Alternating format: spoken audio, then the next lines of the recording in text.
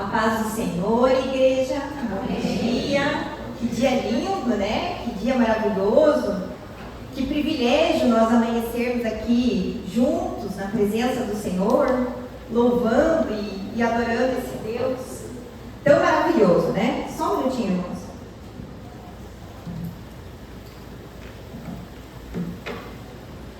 Então, glória a Deus por esse privilégio. Para mim é um privilégio tremendo estar aqui nessa manhã. E nós vamos dar continuação, então, ao estudo desse livro que nós estamos vendo já há alguns domingos, que fala sobre uma interrogação, né? É uma pergunta. O título do livro é: você acredita? Será que nós acreditamos? Você acredita, irmãos? Será que realmente nós acreditamos de todo o coração? Esse livro, queridos, ele é dividido em 12 doutrinas. 12 doutrinas do Senhor, para que nós possamos aprimorar e melhorar a nossa fé, aquilo que nós acreditamos, não é? E para cada doutrina, o autor vai falar sobre essa doutrina e depois essa doutrina aplicada à nossa vida cotidiana. Então são 12 doutrinas, são 24, né? 24 episódios, 24 capítulos falando, então, primeiro sobre a doutrina e depois sobre essa doutrina na vida cotidiana. E a doutrina que nos cabe nessa manhã é a doutrina da santificação. E olha só que interessante.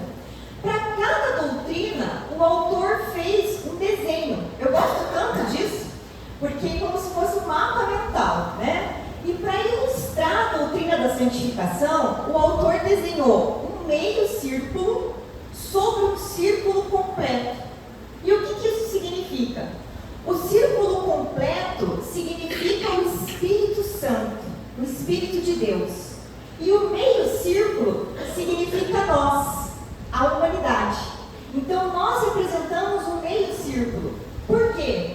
Porque nós só vamos estar completos quando nós estivermos com o nosso Senhor. Amém?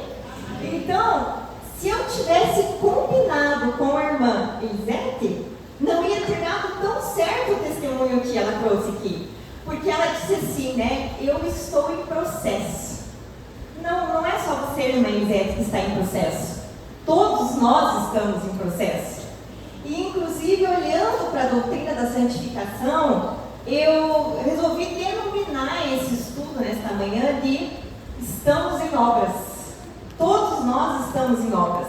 Então, se eu tivesse combinado com a irmã Elisete, não ia ter dado tão certo o testemunho que ela nos trouxe essa manhã. Porque todos nós estamos em processos e todos nós estamos em obras.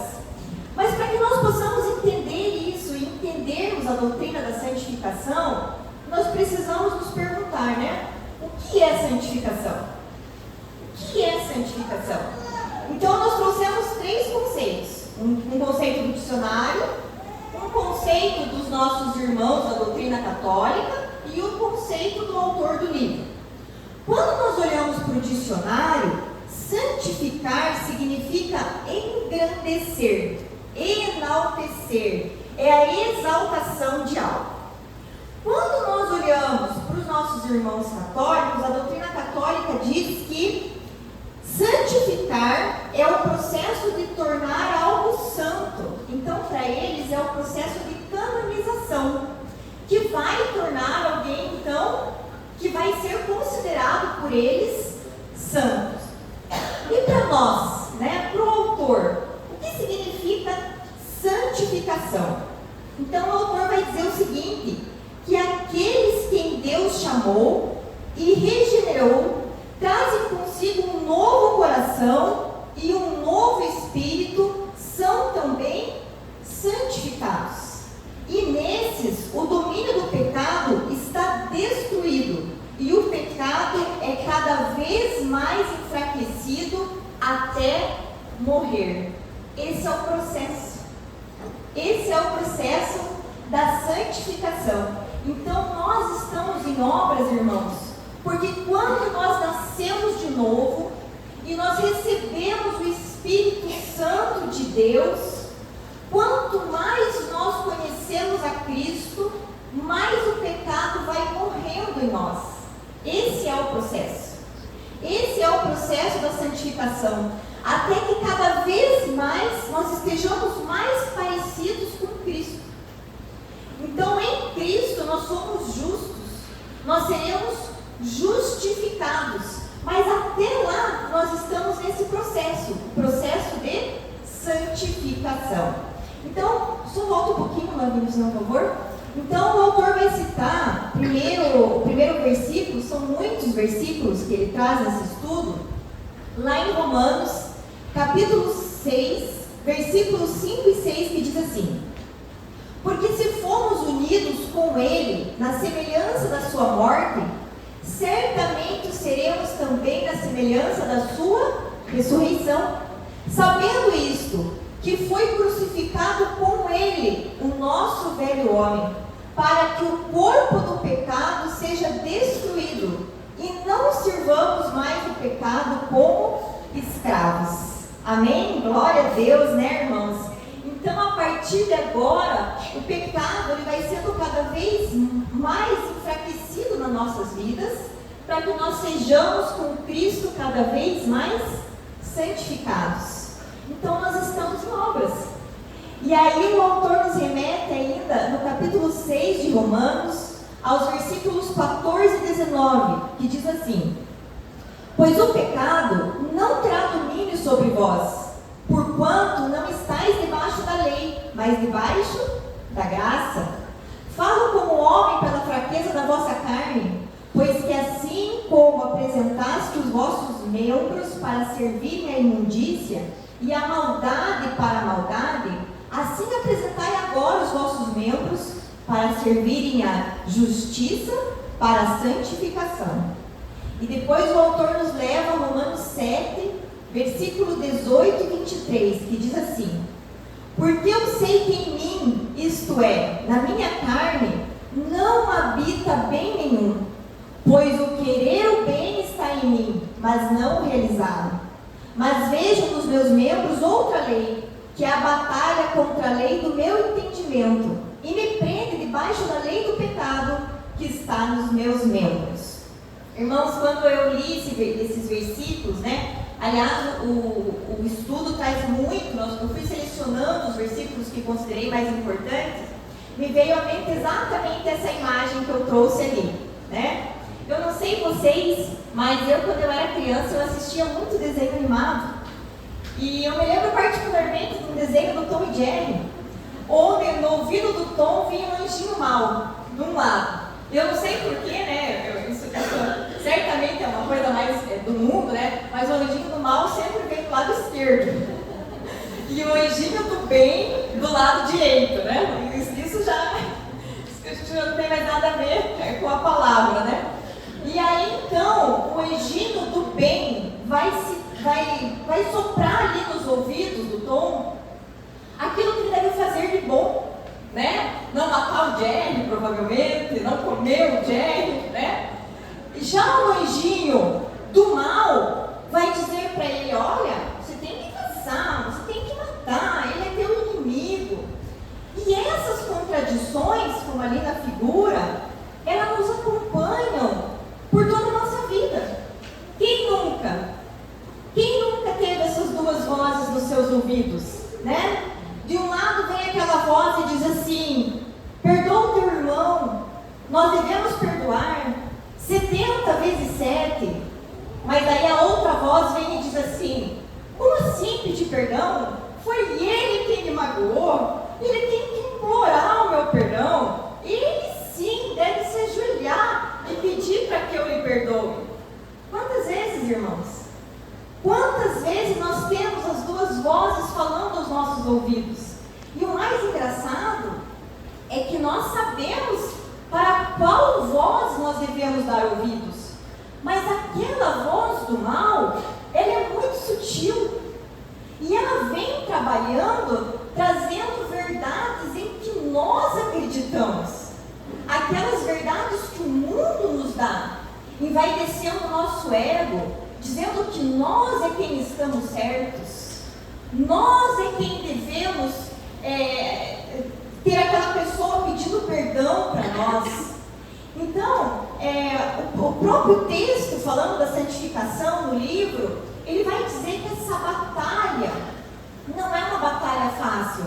Por quê? Porque essa batalha faz parte do nosso processo. Porque nós estamos em obras. E aí ele vai nos remeter lá a Gálatas, capítulo 5, versículo 17, que diz assim: porque a carne milita contra o espírito, e o espírito contra a carne, porque são opostos entre si, para que não façais o que porventura seja do vosso querer, né? Então nós não podemos nos deixar levar pelo nosso querer. Mas até quando, irmãos? Até quando nós vamos estar nessa batalha? Ouvindo essas duas vozes, né? Vendo esses dois lados. Sinto muito na resposta, mas é até a obra estar completa. Até nós estarmos com o nosso Senhor, nós vamos ser santificados. E o objetivo é que nós venhamos a ser cada vez mais parecidos com Ele. Esse é o objetivo. E aí o autor nos remete lá a Gálatas 5, capítulo 5, versículo 24, como uma resposta, dizendo assim: e os que são de Cristo Jesus crucificaram a carne com as suas paixões e concupiscências. Concupiscências, irmãos, é todos aqueles desejos sensuais, aqueles desejos materiais, aqueles sentimentos ruins. Então, em Gálatas está dizendo que quando nós nascemos de novo, nós crucificamos esses desejos e esses sentimentos em nós. Mas não é tão fácil, porque nós estamos em obras. Então é um processo, não é? E esse processo, ele depende de um elemento central, que é o elemento da graça. Quando nós estamos em processo, nada que nós façamos nesse processo nos tornará merecedores da santificação. Porque, irmãos, diferentemente do que muitos pensam, não são as nossas boas obras que vão nos tornar santos. Não, irmãos. Não tem nada que eu e vocês, eu e os senhores façamos que nos tornará dignos de estarmos com o nosso Senhor. Não há nada que eu e vocês façamos que nos tornará dignos de estarmos com o nosso Senhor, de sermos santos. Nada. Nós somos imerecedores. E as nossas boas obras, ao contrário, elas são resultado de nós estarmos cada vez mais com Cristo, né? Então, nós cremos exatamente o contrário do que o mundo pensa. O mundo pensa que se nós tivermos boas obras e se nós formos bons, nós seremos santos. Não é verdade. Por quê? Porque não há nada que nós venhamos a fazer que nos leve à santidade. Mas quanto mais santificados nós somos, quanto mais parecidos com o Senhor nós somos, consequentemente mais boas obras nós vamos fazer. Isso faz parte do processo. Só que tudo isso, irmãos, não depende de nós. Porque se dependesse de nós, seria ainda mais difícil. Nós podemos contar com um elemento que vem diretamente do trono do Senhor. E esse elemento é a graça. O processo, o nosso processo, desde que nós nos convertemos, na nossa caminhada, até nós estarmos com o nosso Senhor, nós vamos caminharmos sempre debaixo da graça do nosso Senhor. Porque se não fosse a graça, irmãos, nós nem ficaríamos no processo. Se não fosse a graça, irmãos, nós desistiríamos do processo. E aqui o autor, né, ele vai contando a história dele. Ele disse que ele se converteu muito pequeno, que ele teve o privilégio de se converter ainda criança. E ele vai dizendo, né, que Deus, o Senhor, poderia escolher alguém maior, alguém melhor, alguém inclusive com mais obras, mas não, Deus escolheu a ele, tão pequeno. Ele não fala quantos anos ele tinha, mas o que ele quis dizer ali, contando que ele se converteu ainda criança, ele quis dizer o seguinte: mesmo me convertendo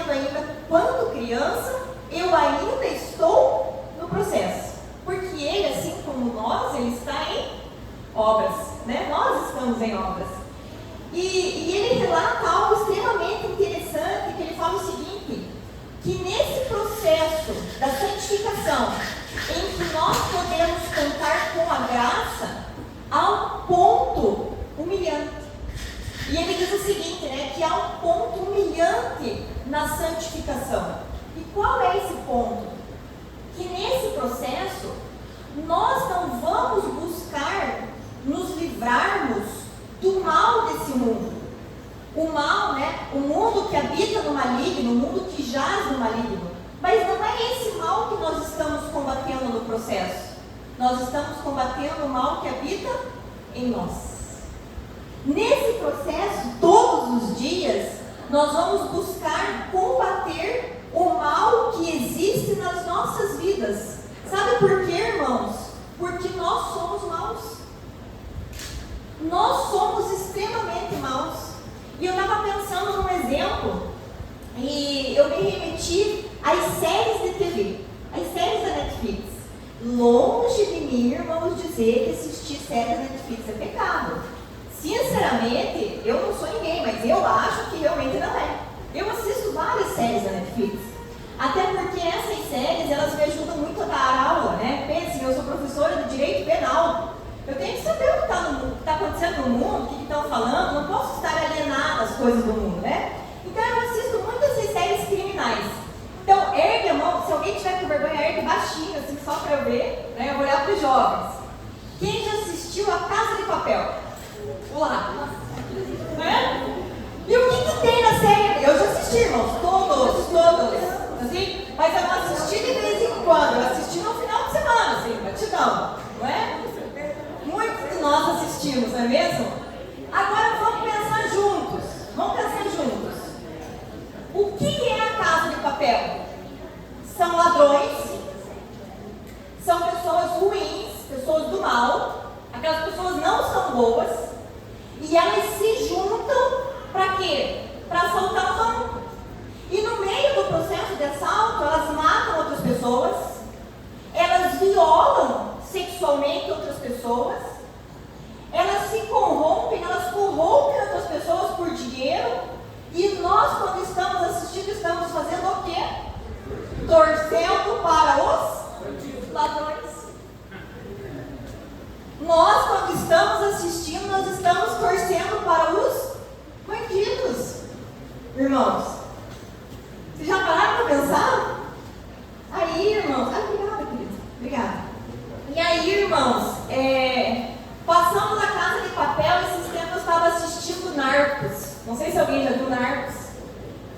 Narcos conta a história de Pablo Escobar. Gente, eu estava tão corrompida com a história do Pablo Escobar, um traficante que matou inúmeras pessoas por dinheiro. Só que é pior que a Casa de Papel, porque a Casa de Papel é uma história fictícia. E o Pablo Escobar é uma história real, que aconteceu. E eu estava tão corrompida com aquilo que quando mataram o Pablo, eu parei de assistir. Quando a polícia pega ele, mata ele, a polícia resolve o problema, perdeu a graça para mim. Agora eu vou mais ver, né? E vocês sabem, irmãos, que preparando essa palavra, eu dei glória a Deus, porque o Espírito Santo começou a me mostrar, não que é pecado, bem pelo contrário, eu vou continuar assistindo, tá, irmãos? Quem sou eu? Mas exatamente aquilo pelo qual eu torci, eu assisti, eu vibrei, vai contra a minha doutrina cristã, vai contra aquilo que eu creio, vai contra os meus princípios bíblicos, vai contra aquilo que eu quero para o meu esposo, contra aquilo que eu quero para minha filha. E o objetivo desse livro inteirinho, irmãos, nós já viemos vendo tantas doutrinas, né? Eu assisti muitas doutrinas que foram ministradas aqui nos domingos pela manhã. É exatamente isso. É fazer com que a nossa doutrina cristã esteja alinhada com a nossa vida cotidiana. Que a nossa doutrina cristã venha estar alinhada com a nossa prática. E eu pergunto para nós essa manhã, será, irmãos, que nós estamos alinhados?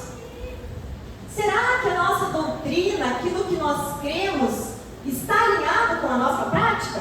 O que vocês acham? É difícil, né, irmãos? Sabe por que é difícil? Porque nós estamos em obras. E uma obra é fácil, irmãos? Não, uma obra é algo extremamente complexo, né? Bem na frente do meu prédio, eu estou construindo um prédio. Esses dias o Mário olhou pela janela e falou: nossa, olha quantos funcionários tem naquele andar. Ele contou rapidamente, assim, não vou me lembrar o número exato, mas tinha mais de 20 pessoas para levantar um andar que está totalmente inacabado. Então, o processo de santificação, segundo o autor, ele vai depender desses elementos. E eu fiz questão de colocar esses elementos nesse diagrama. Então, para que nós sejamos santificados, nós dependemos da graça, nós dependemos do processo diário, irmãos, de morte e vida, nós dependemos do Espírito Santo e nós dependemos também da lei. Todos esses elementos fazem parte do nosso processo de santificação. Então, são exatamente esses elementos que vão nos trazer uma transformação de vida, uma modificação diária, porque é nisso que consiste o nosso processo de santificação. Então, a partir desse momento, nós vamos ver cada um desses elementos em separado, como fez o autor, né? E aí ele nos leva lá em Filipenses, capítulo 2, versículos 12 e 13, diz assim: de sorte que, meus amados, assim como sempre obedecestes, não só na minha presença, mas muito mais agora na minha ausência, assim também operai a vossa salvação, com temor e tremor, porque Deus é o que opera em vós, tanto o querer como o efetuar. Paulo entende, irmãos, que o processo de santificação é um chamado à obediência. Mas a capacidade, irmãos, o fardo da santificação, ele não está sobre os nossos ombros. Porque o fardo da santificação já foi carregado por Cristo. Então, nós estamos nesse processo dependendo da graça do nosso Senhor. Dependendo da graça de Cristo. Mas qual que é o problema aqui? O problema é que como o pecado ainda vive em nós, nós tendemos a duvidar de muitas coisas. Como o pecado ainda habita em nós, muitas vezes nós achamos as coisas do mundo mais atraentes. E aí nós passamos a torcer pelo bandido na série de TV. Como o pecado ainda habita em nós ficamos ansiosos e esquecemos de alguns compromissos que nós assumimos quando nós nos convertemos. E é tão bonito quando nós nos convertemos, né, irmãos? O primeiro amor, é tão lindo o primeiro amor, é tão fantástico o primeiro amor. Só que ele é realmente chamado na Bíblia de primeiro amor, porque ele vai esfriando. Nós nos esquecemos desse amor, esse amor vai enfraquecendo, e aí nós dependemos do processo diário de transformação das nossas vidas. Porque como o pecado ainda habita em nós, há uma guerra contínua que nos permite muitas vezes duvidar da bondade de Deus, da sua fidelidade, principalmente quando nós estamos diante de alguma dificuldade aos nossos olhos. Nós chegamos a duvidar. Então, embora Deus nos chame a trabalhar a nossa espiritualidade e a fazer o que é correto, a obra da santificação, irmãos, pertence a Ele. Por quê? Porque nós nunca vamos fazer algo que seja digno. Então, o autor nos aconselha a todas as manhãs nós orarmos por essa graça santificadora, para que nós sejamos melhores. E pedirmos, então, que a graça de Cristo esteja realmente fazendo por nós aquilo que nós não podemos fazer. Ou aquilo que nós não conseguimos, né? Como disse Paulo ali, o bem que eu quero fazer eu não faço, mas o mal que eu não desejo eu acabo fazendo. Então Então é por isso que todos os dias nós devemos clamar pela graça do Senhor. E o segundo elemento do processo, o autor vai dizer que é um movimento de morte e de vida. E ele nos leva lá a 2 Coríntios, capítulo 10, versículo 4 e 5, que diz assim: porque as armas da nossa milícia não são carnais, mas sim poderosas em Deus para a destruição das fortalezas, destruindo os conselhos e toda altivez que se levanta contra o conhecimento de Deus, e levando cativo todo o entendimento à obediência. E como que nós fazemos isso, irmãos? Como que nós fazemos isso? Buscando matar o pecado que ainda habita em nós. Todos os dias nós temos que lutar contra a voz da esquerda, tá, irmãos? Nós temos que lutar contra a voz que diz aquilo que o nosso ego quer e não aquilo que o Senhor quer de nós. E aqui o autor, ele traz um exemplo muito interessante. O autor diz o seguinte: imagine que você ganha uma casa nova, uma casa linda, como você sempre sonhou. Então você entra nessa casa, os cômodos são bonitos, a grama dessa casa é verdinha, tem aquela cerquinha branca na frente da casa, os lustres são de cristais, tem um quarto para cada pessoa da sua família, tem uma sala grande, tem aquela cozinha gourmet, que todo mundo quer uma cozinha gourmet agora, né? Tem aquela cozinha gourmet, a casa é perfeita, mas tem um porém.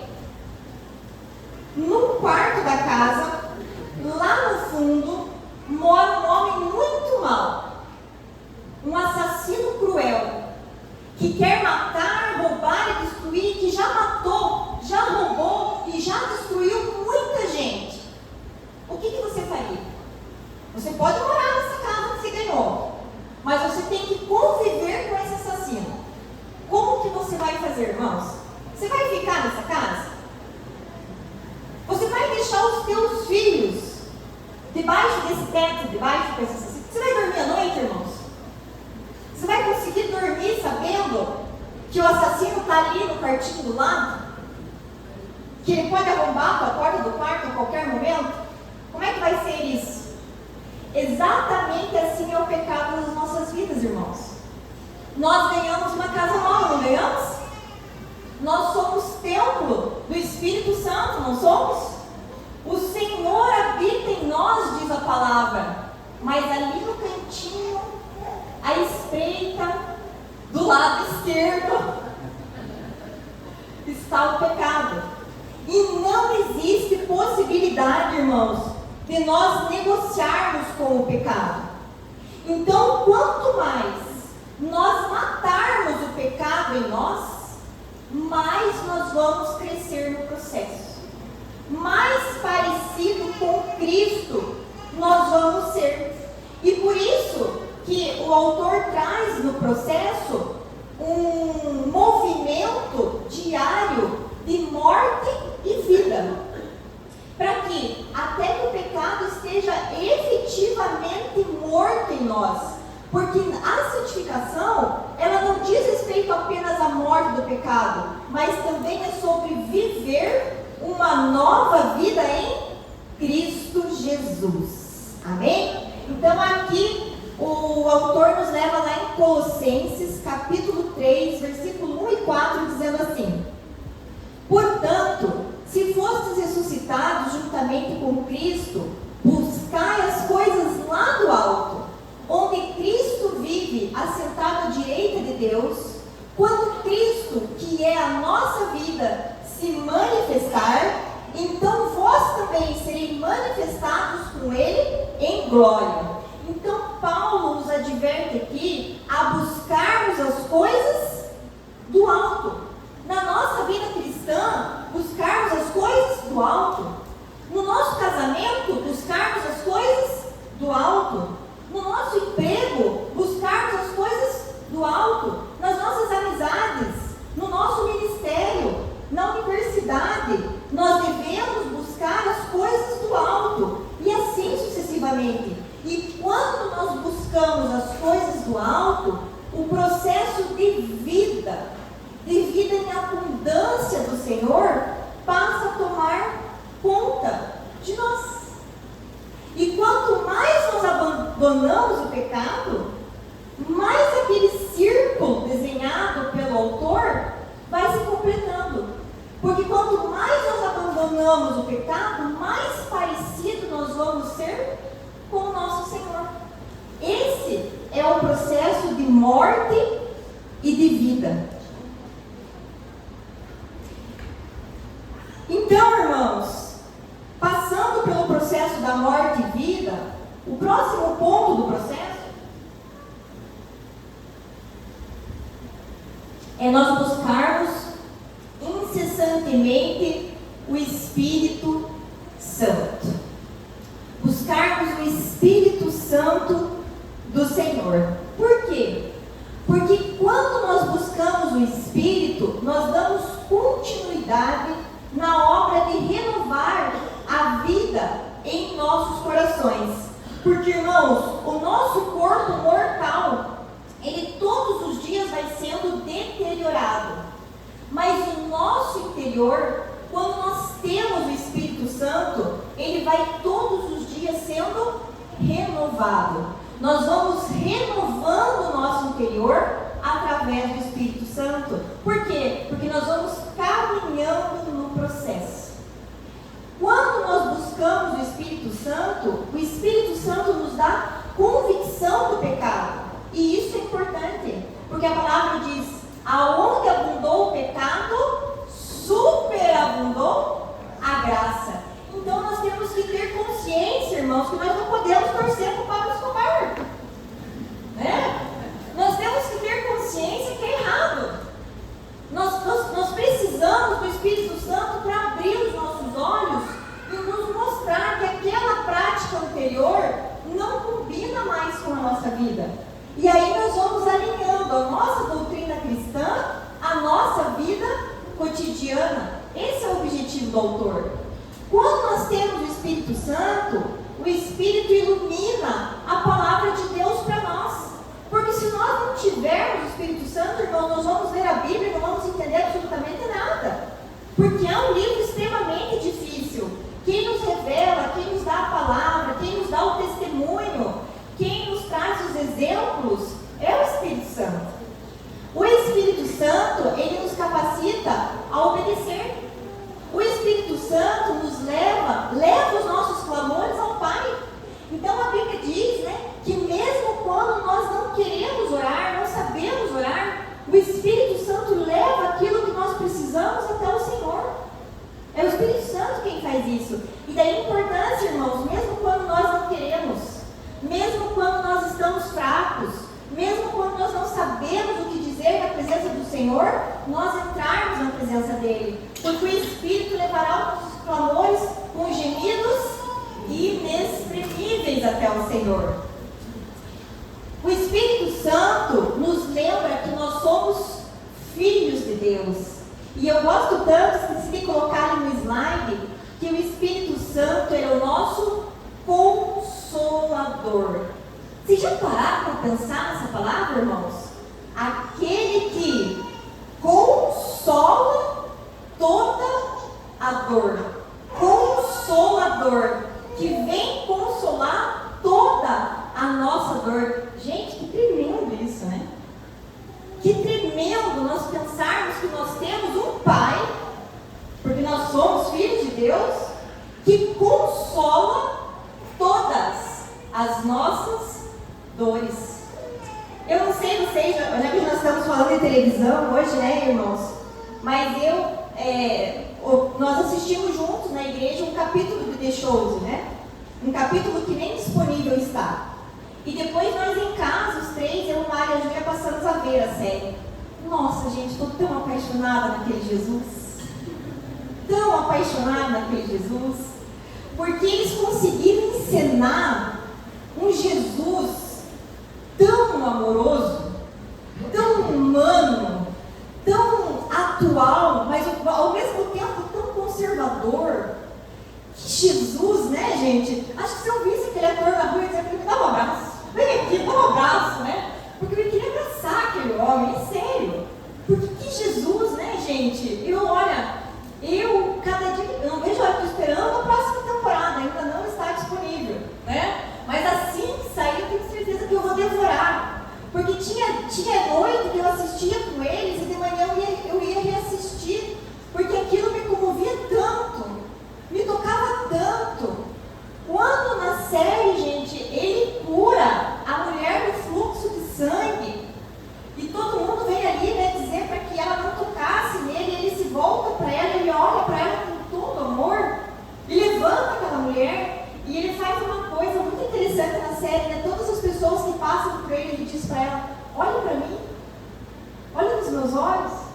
E nós temos andado, às vezes, com a cabeça tão curvada, né? Sem olharmos nos olhos de Deus, sem olharmos aquilo que Ele tem para nós. Então, assim, quando eu vi essa palavra, né, que o Espírito Santo, o autor me lembrando, né, que o Espírito Santo é o nosso Consolador, eu me lembrei muito da série, né? Veio muito, assim, ao meu coração. Então, é o Espírito Santo, amados, que nos guarda e nos mantém no caminho. É o Espírito Santo, através da graça. Olha que é um processo que depende de todos esses elementos. É o Espírito Santo que, através da graça, vai fazer com que todos os dias nós venhamos abandonar um pouquinho o pecado e a termos um pouquinho mais da vida de Cristo em nós. É um processo lindo. É um processo lindo que também depende, sim, da lei. Né? Por que depende da lei? Porque nós não sabemos todas as coisas, nós estamos em obras. E aí o autor nos leva lá em Romanos, capítulo 7, versículo 7, diz assim: que diremos, pois? É a lei pecado? De modo nenhum. Mas eu não conheci o pecado senão pela lei. Porque eu não conheceria a concupiscência se a lei não dissesse, não cobiçarás. Então, irmãos, muitos acreditam que a lei e a graça são coisas opostas. Porque hoje nós vivemos o momento da graça, é verdade, irmãos, nós vivemos o momento da graça. Nós devemos abandonar completamente a lei. Isso não é verdade. Porque a lei e a graça, elas são complementares no processo de santificação. Porque é através da lei que nós vamos saber o que é certo e o que é errado.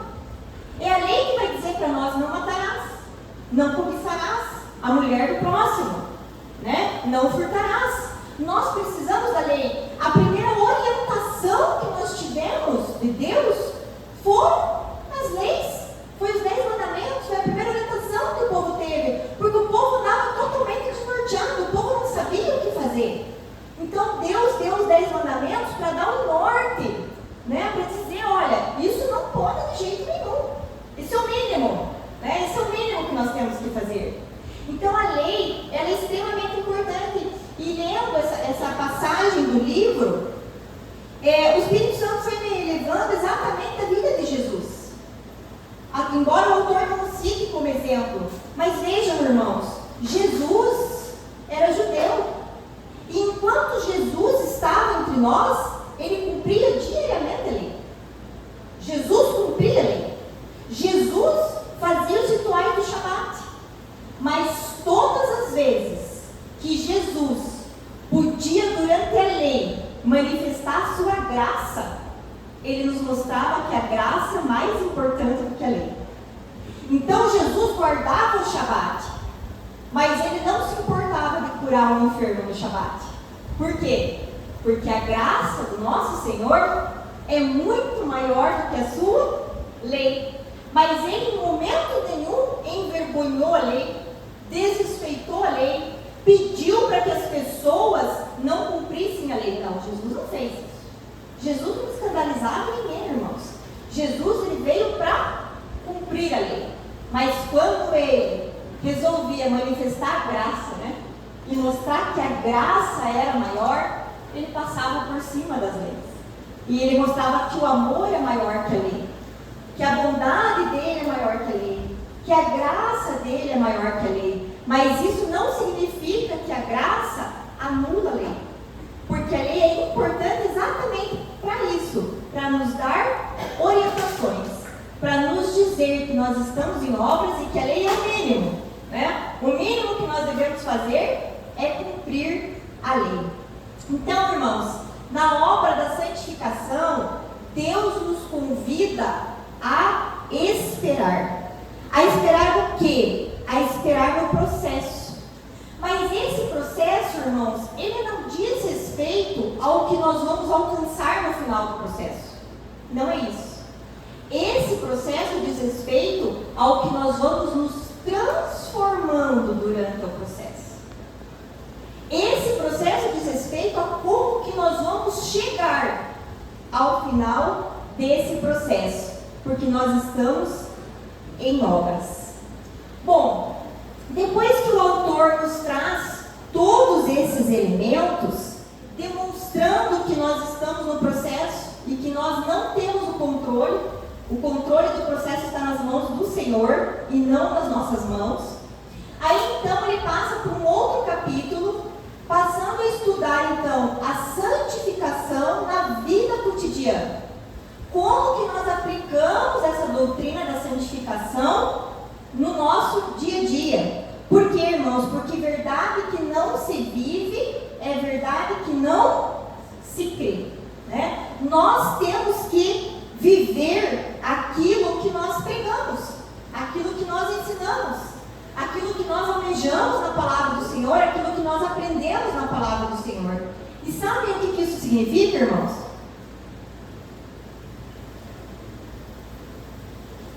Isso significa que não existe cristianismo passivo. O nosso relacionamento com Deus é tudo, irmãos, menos passivo. Então o autor nos leva lá em Gálatas capítulo 5, versículo 22 e 25 e diz assim: mas o fruto do Espírito é a caridade, a alegria, a paz, a longanimidade, a benignidade, a bondade, a fé, a mansidão, a temperança. Se vivemos pelo Espírito, andemos também pelo Espírito. Pode passar uma linha, por favor. Então, irmãos, vejam, o que significa isso? Que nós não temos um cristianismo passivo, porque nós temos que todos os dias fazer o propósito de Deus, o nosso propósito diário.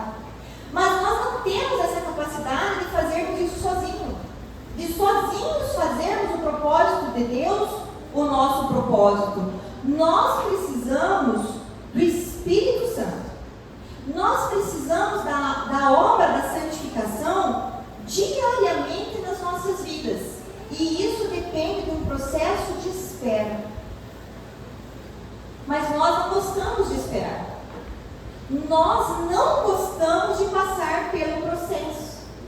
Porque o processo, muitas vezes, ele não é bom, né, gente? O processo é doloroso. O processo, ele nos confronta. O processo confronta as nossas convicções, aquilo que nós queremos para nós mesmos. E nós precisamos, na verdade, do Espírito Santo para nos mostrarmos que nós estamos errados e que o controle não está conosco, o controle está nas mãos de Deus. Eu estava pensando em mim durante essa palavra, pensando na minha vida. Sabe, irmãos, eu sou uma pessoa extremamente complicada. É difícil conviver comigo. O meu marido deve estar fazendo assim. É difícil conviver comigo. Sabe por quê, irmãos? Eu sou extremamente programada. Eu sou metódica. Então, assim, às vezes chega a ser engraçado. Às vezes o marido diz assim para mim: que horas você vai acordar amanhã? Eu digo 7h03. Pergunta que horas eu acordei hoje? 7h08. Sabe por quê, irmãos? Porque 7h08 tocou o despertador e eu sabia exatamente o que eu queria fazer. Eu pulei 7h08, eu li todo esse estudo em voz alta, daí eu olhei os slides novamente, daí eu preparei o café da minha família, eles acordaram, tomaram café, todo mundo se arrumou, eu me arrumei, eu já tinha separado a roupa para eu vestir, e choveu, eu falei, não, eu já sabia que era essa, não vou mudar de roupa agora. E eu estava aqui exatamente na hora que eu queria, às 9h30. Daí o Marcos disse assim para mim: olha, o professor mandou uma mensagem que é às 10h. Eu falei: não, mas nós vamos chegar às 9h30, eu programei para nós estarmos lá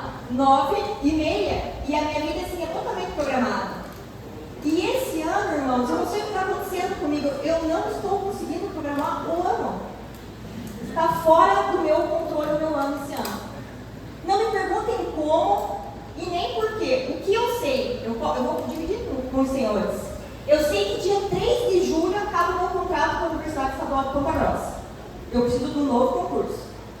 E eu sei que eu tenho aula no SESCAD até julho também. Porque a partir de julho tem uma janela nas turmas que não fecharam durante a pandemia. Então eu não tenho turmas a partir de julho. Sabe o que isso significa? Que eu só tenho programação até o dia 3 de julho. E depois eu não sei o que vai acontecer. E isso pode parecer normal para uma pessoa, né? Porque eu estou falando do segundo semestre. Estou falando de uma programação até julho, que eu tenho. E depois eu não tenho mais. Mas Deus já sabe. E tenho certeza, irmãos, que quando Deus começou a falar no meu coração que eu estou em obras, que eu estou no processo, já era um propósito para me mostrar que eu não estou no controle em todo momento. Não importa todo dia se eu vou pôr esse despertador para 7h03, 7h08, 7h12, o controle não pertence a mim. E eu tenho certeza que é isso que Ele está me mostrando esse ano. Então, assim, toda vez que eu faço um estudo, eu tenho certeza que não é por acaso. E esse hoje, falando de processo, de espera, de deixar o Senhor no controle, de ser uma nova criatura, de alinhar aquilo que eu creio com a minha vida cotidiana, é o processo. Eu estou no processo, nós estamos no processo, nós estamos em obras. Então, o que eu posso dizer para vocês é que pela primeira vez nos meus 43 anos, eu não sei o que vai acontecer a partir de julho. E está nas mãos do Senhor. Mas o melhor de tudo isso é que eu não estou angustiada. Porque era para eu estar descabelando. E é verdade que eu não estou. É bem verdade mesmo. E graças a Deus, né, gente? Porque vocês não sabem como. Parece ser bom, né? E não é de todo ruim ser tão programado. É bom. Mas ao mesmo tempo é um fardo, né? Esses tempos a Elaine disse assim pra mim: eu não bebo quase água, eu bebo muita água. Sabe por quê? Porque eu sou metódica, né? E se eu não beber 2 litros de água por dia, eu vou tirar de noite, eu vou enfiar 2 litros para dentro de água. Porque eu pus na minha cabeça que tem que tomar água, né? E isso é ser metódica, e isso nem sempre é bom. Acho que eu preciso de um psicólogo, né, Patrícia? Ela deve estar pensando, preciso consultar, irmã. Mas é porque nós estamos no processo, né, irmãos? E isso é o processo. E eu quero dizer para vocês que quando o Espírito Santo me disse assim, né, Andréia, veja como você está no processo, como esse ano eu estou trabalhando, como esse ano você vai ter que esperar, porque eu não gosto de esperar, nós não gostamos de esperar. Vem o próximo tópico do autor e diz assim: a igreja é essencial. Porque a igreja é essencial, irmãos. Eu tenho certeza que se não fosse a igreja, eu estaria me descabelando. Se não fosse essa palavra, se não fosse a certeza que a igreja me dá, que Deus está no controle, que eu tenho uma nova família, mais uma família aqui, a igreja é essencial nesse processo, irmãos. E aí o autor nos leva lá em Efésios, capítulo 4, versículo 11 a 16, que diz assim: e Ele mesmo concedeu uns para apóstolos, outros para profetas, outros para evangelistas e outros para pastores e mestres, de quem todo o corpo bem ajustado e consolidado pelo auxílio de toda junta, segundo a justa cooperação de cada parte, efetua o seu próprio aumento para a edificação de si mesmo em amor. Então, irmãos, a igreja é essencial. Eu gosto tanto daquele hino, eu não vou cantar, porque senão nunca mais me chamam aqui para trazer o estudo, né? Mas eu gosto tanto daquele hino que diz assim, que nós somos corpo, assim bem ajustados, totalmente ligados, unidos e vivendo em amor. Nós somos o quê? Uma família sem qualquer falsidade, vivendo a verdade, expressando o quê? A glória do Senhor. Isso é igreja, irmãos. É lindo esse hino, né? Isso é sermos igreja, uma família sem qualquer falsidade, vivendo a verdade e expressando a glória do Senhor. Isso é sermos igreja. E dentro dessa igreja, todos nós temos uma grande importância. Cada ministério tem uma grande importância, né? Sendo que O nosso alvo, a nossa cabeça é Cristo. Amém, irmãos? Então, a santificação, ela nos fornece um novo modelo e propósito ao casamento, à criação de filhos e às amizades. E que tremendo que o autor fala aqui, irmãos, porque ele diz o seguinte: se Deus é tão amoroso para conosco, se Deus nos perdoa tanto, se Deus nos dá a sua graça, por que nós não vamos ser da mesma forma como o nosso irmão? No nosso casamento, como os nossos filhos, na nossa paternidade, na nossa maternidade? Porque quando nós, irmãos, expressamos o mesmo amor de Deus, quando nós concedemos graça ao outro, assim como Deus concedeu graça para nós, os relacionamentos ficam mais fáceis, sim ou não? Quando nós entendemos que nós não estamos no controle e que muitas vezes nós não vamos alcançar nos relacionamentos aquilo que nós almejamos, mas nós vamos alcançar algo muito maior, que é aquilo que Deus tem para nós com esses relacionamentos. Aquilo que Deus tem para nós através da nossa maternidade, aquilo que Deus tem para nós através da nossa paternidade, aquilo que Deus tem para nós através da pessoa do nosso cônjuge. Então, se Deus é tão bom para nós, por que nós não vamos ser bons com essas pessoas que Deus nos deu para a nossa convivência?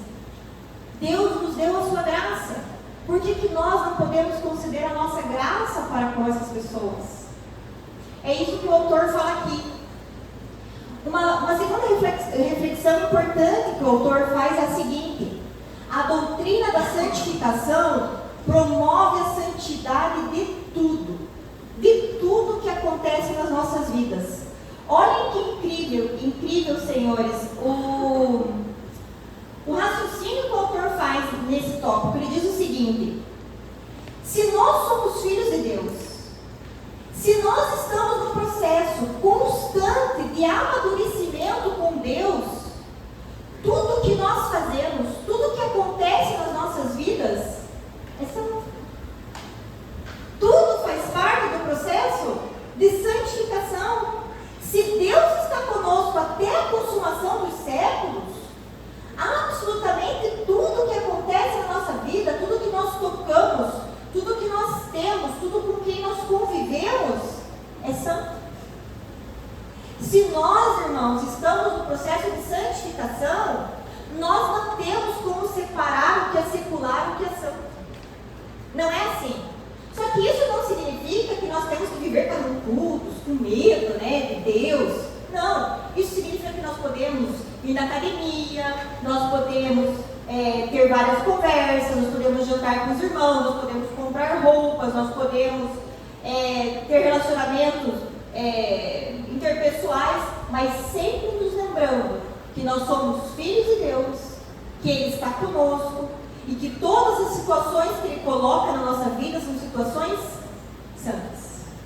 Nós não temos como separar nem um minuto da nossa vida da santidade de Deus. Deus promove santidade em absolutamente tudo. Irmãos, não existe uma pausa no processo de santificação. Não existe uma lacuna na graça. A vida é uma dádiva. Então, tudo que nós vivemos, absolutamente tudo, é sagrado. André, do céu, até as dificuldades que nós passamos, Por quê? Porque as dificuldades são uma ferramenta primária da santificação. Irmãos, nós não gostamos de passar por dificuldades por conta do nosso ego. Nós passamos a entender, eu não sei qual foi o momento que nós passamos a entender que uma vida confortável é a vida que nós temos que ter uma vida sem irritação, que nós temos que ter uma vida sem problema, que nós temos que viver o tempo todo confortáveis. Isso é coisa do nosso ego. E esse ego nos dá uma dificuldade de enxergar a obra santificadora em todas as situações, inclusive nas dificuldades. E daí o autor nos remete lá em 2 Coríntios, capítulo 5, versículo 15, dizendo o seguinte: e ele morreu por todos, para que os que vivem não vivam mais para si mesmos, mas para aqueles que por eles morreu e ressuscitou. Irmãos, aqui o autor traz uma frase fantástica: Deus é capaz de tirar as melhores coisas das piores coisas. Deus é capaz de tirar o melhor das piores coisas. E o maior exemplo disso é o que, irmãos? A cruz. Vocês querem algo mais injusto do que um julgamento que não devia ter acontecido?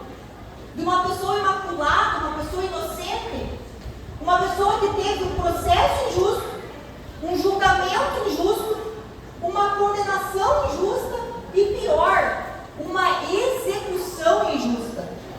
Tudo o que aconteceu na cruz é injusto, mas a cruz nos mostra que Deus traz bens espirituais ricos, belos, eternos a partir de coisas ruins, que às vezes parecem injustas.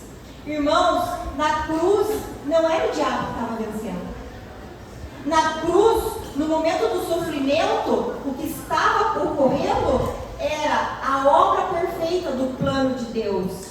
Deus tinha um plano o tempo todo, por mais que para Maria parecesse injusto, para os apóstolos parecia injusto, mas Deus sabia da obra magnífica que estava acontecendo naquele momento.